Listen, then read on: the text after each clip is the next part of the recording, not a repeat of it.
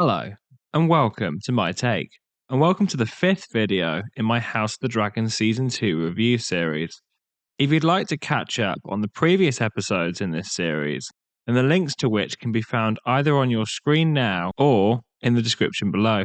Without further ado, on to my thoughts on episode 5 of Season 2. Now, this one was a slower episode in comparison to the last few episodes, but I think that was the right call given the events of the previous episodes. Something that the early seasons of Game of Thrones did very well was pacing, and House of the Dragon continued to demonstrate how it's learned all the right lessons from both the successes and failings of Game of Thrones.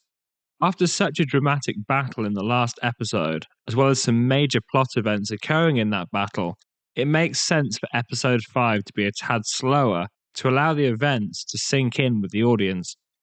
This episode's opening really emphasizes this.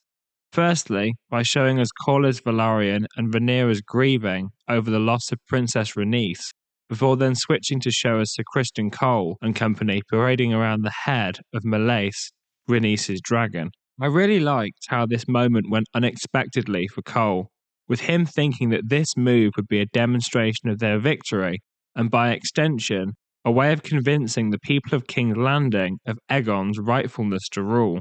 However, it had the complete opposite effect, and there's one line from the Commonfolk which demonstrates this. I thought the dragons was gods. This episode gave me quite a fascinating revelation about the way power is justified to the Commonfolk of Westeros. The dragons being equated to gods therefore suggests that to the Commonfolk, those who ride dragons are effectively divinely chosen to do so. This is a sentiment reinforced in the episode's final scene, where Rhaenyra reveals, according to the histories, only those with Targaryen blood are capable of riding dragons, something which Jacaerys questions the validity of. So if this is the rumour told to the Commonfolk that dragons are gods, and thus those who ride them are divinely appointed and therefore justified in being given power. This sentiment is very similar to real-life history, excluding the dragons, obviously. In real life, in English history, there was a doctrine known as the divine right of kings, which effectively suggested that the justification for a monarch to hold power was that they were appointed by God himself, which in a highly religious society would have been accepted as an idea. In Criston Cole parading around the head of Meleys, what he's effectively done is the real-life equivalent of a scientific enlightenment. In other words, this one move has the potential to cause more damage to the crown than he could ever have imagined, once again proving how rubbish he is as the Hand of the King. Speaking of the Commonfolk, with Aemon now effectively in charge, by locking the Commonfolk into King's Landing, he's only enhancing feelings of animosity the Commonfolk feel towards them. The scenes with the blacksmith, his wife, and his unwell daughter are all very intentional. At first, they may seem like a bit like filler for the plot, but if this season is going where I think it is, it's likely that the family are a plot device who act as a microcosm for the general mood of the people of King's Landing. In other words, through this one family's experience, the viewer gets an insight into how all the people of King's Landing feel. The role of the Commonfolk is something that Mysaria was schooling Rhaenyra about in this episode too, and they seem to hatch a plan together that weaponizes the Commonfolk against the current holders of the crown.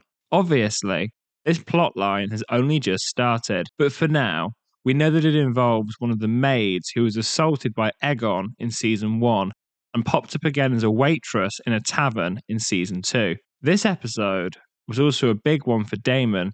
We get more visions, and it's becoming increasingly apparent of Alice Rivers' involvement in these. She has quite an interesting moment with Daemon this episode, where she challenges him over things such as the fact that he never knew his mother, which reveals how she can see what's in his visions, as that's what we see earlier in the episode. We also see Daemon trying to assert himself as king more and more, with other characters challenging him on this, given that he is supposed to be aligned with Rhaenyra. Whereas in actuality, the show is proving that he's just as much of a loose cannon as he has been since the start. His scene where he tries to get Lord Bracken and his men to comply with him is quite entertaining in the way that the scene plays out. Very occasionally, Game of Thrones and House of the Dragon dabble in very dark humour, and the moment where it cuts to him sitting in full armour on the rock, and his lines in that moment seems like one of those rare occasions. I did not think they would be so eager to die. It also acts as a way of showcasing how Daemon's methods aren't always effective. He can't just storm in with dragons and expect people to comply with him, as sometimes they would rather die than give in, which is something that he experiences here. It showcases that whilst he might have great ambition to rule, that he certainly is too impulsive to sit the Iron Throne. It was also nice to see a couple of iconic Game of Thrones locations that we've yet to see in House of the Dragon pop up in this episode, including the Eyrie, which is in Game of Thrones where there's famously the trapdoor, as well as the bridge to the castle at the Freys, where many years later the Red Wedding will take place. I love that we're seeing more locations in Westeros this season, whether it be those two, or Harrenhal, or Winterfell. It's really fun to see how this world looked long before Game of Thrones, and enhances the world building that this show engages in. It was also good to see Corlys be made Rhaenyra's hand. Strategically, it makes a lot of sense, given he's one of the few figures on her side who has seen a fair share of warfare in his time, so he is a perfect fit for the job, and will likely keep him occupied whilst he continues to grieve for the loss of his wife Rhaenys. The final thing I should mention about this episode is the revelation that Aegon isn't dead, he's just very close to death.